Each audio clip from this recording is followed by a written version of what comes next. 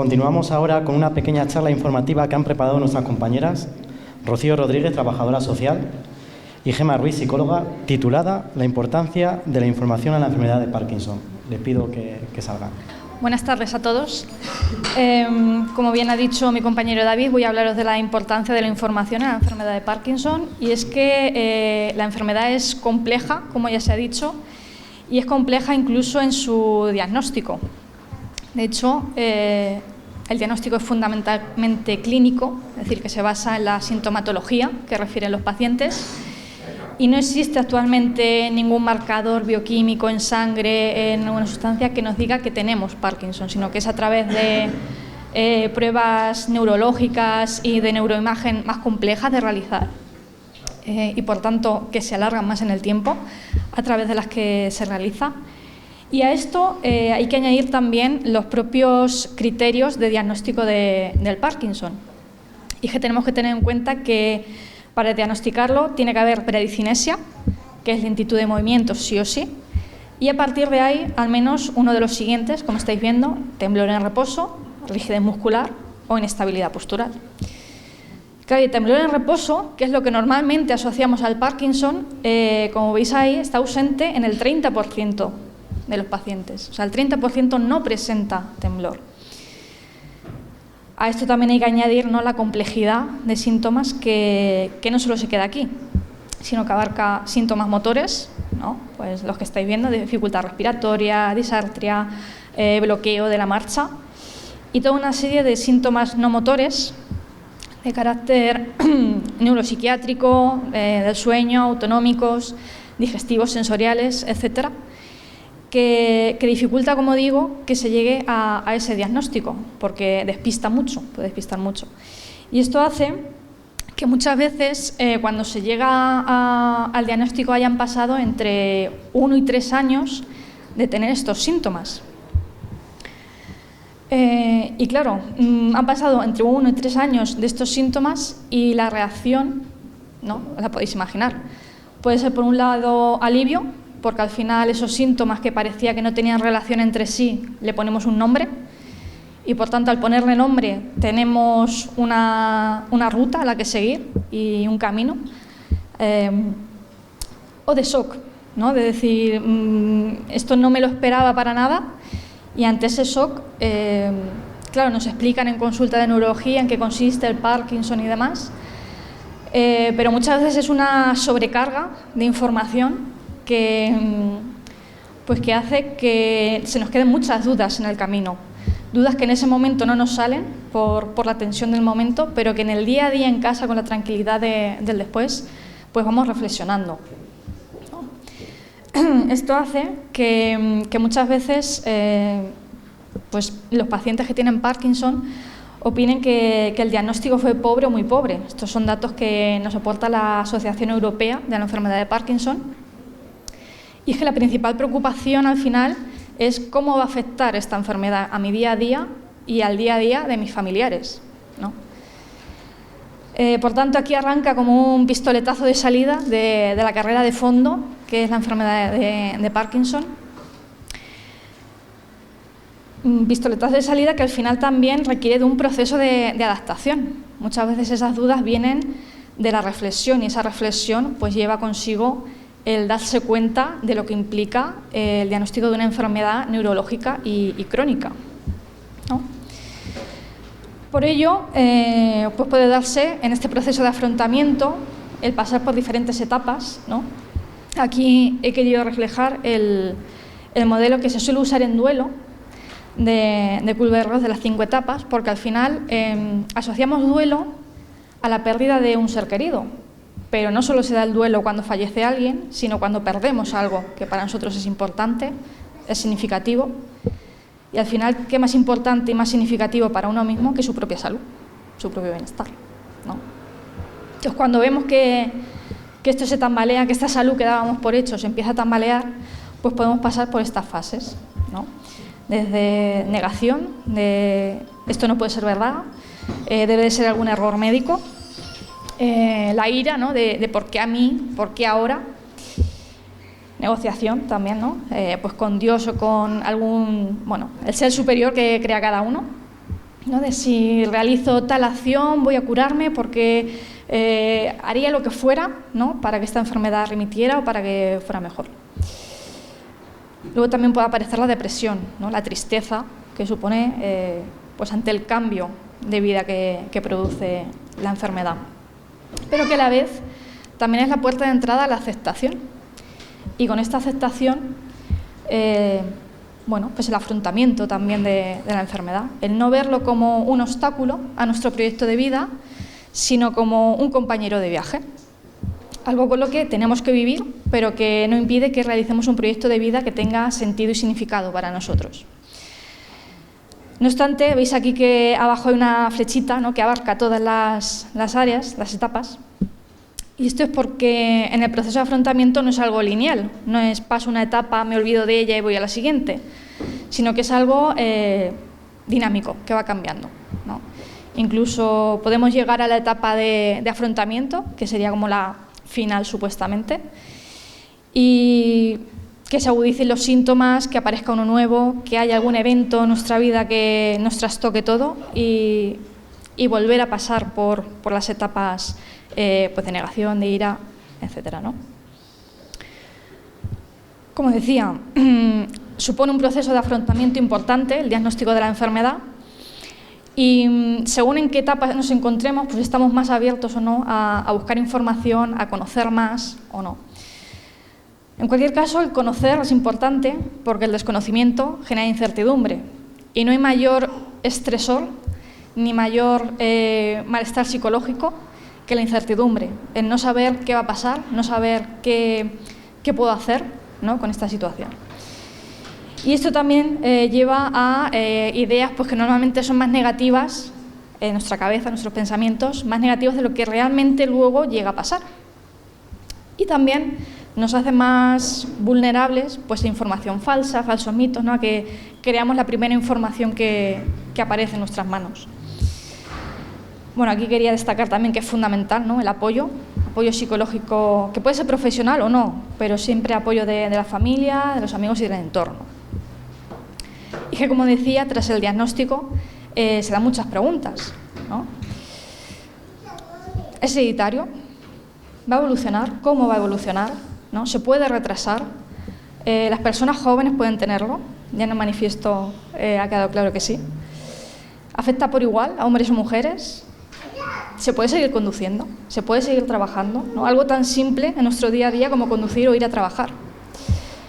¿Afecta a la memoria? Esto también, pregunta típica, ¿no? ¿Y qué cuidados voy a necesitar? Son algunas de las preguntas que puede plantear la enfermedad en nosotros, ¿no?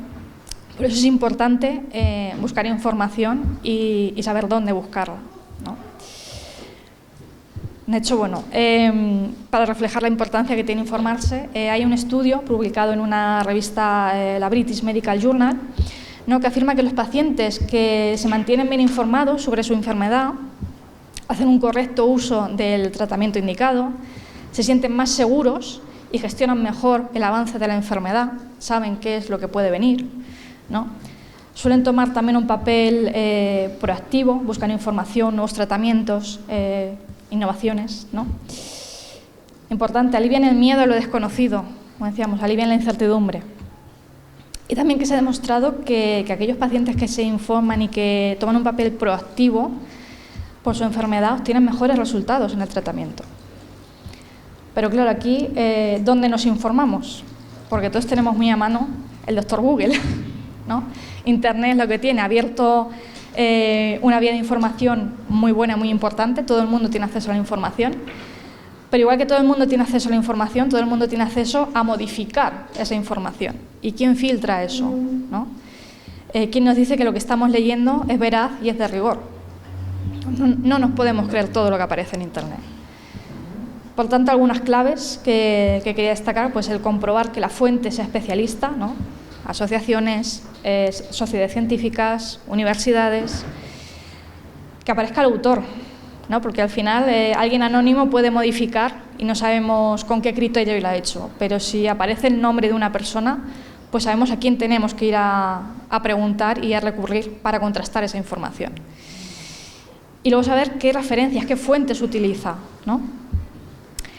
También el asesoramiento de profesionales, obviamente, ¿no? De neurólogos, profesionales de atención primaria, de enfermería y también de las asociaciones, ¿no? De hecho, bueno, entre nuestras funciones, que ya he terminado con esto, está la informativa, por un lado, que es informar a los pacientes y sus familiares pues, de ayudas jurídicas, sociales, económicas que puedan necesitar o disponer.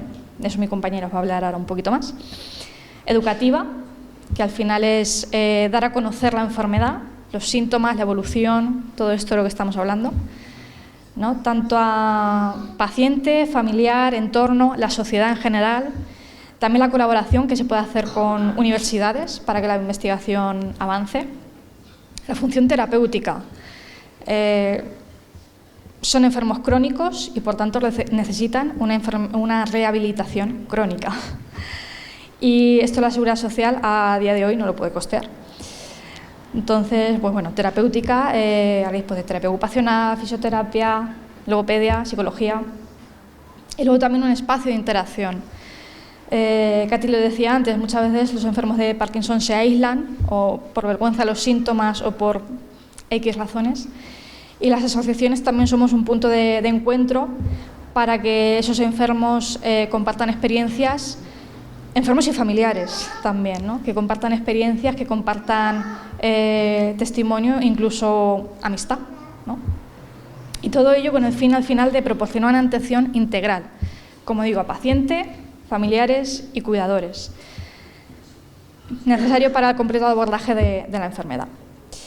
No me voy a extender nada más, simplemente algunas fuentes de información que sí son fiables, ¿no? Que sería la Asociación Europea de la Enfermedad de Parkinson, la Federación Española, donde nos incluimos también nosotros con otras 65 asociaciones. Y Farmacéutica Vial también tiene una página web con recursos muy interesantes para enfermos de Parkinson y obviamente nuestra página web, que ahí pues también podéis encontrar información sobre lo que es la enfermedad y de manera presencial, pues por supuesto también. Y por mi parte, agradeceros vuestra atención y espero que os haya resultado interesante. Gracias.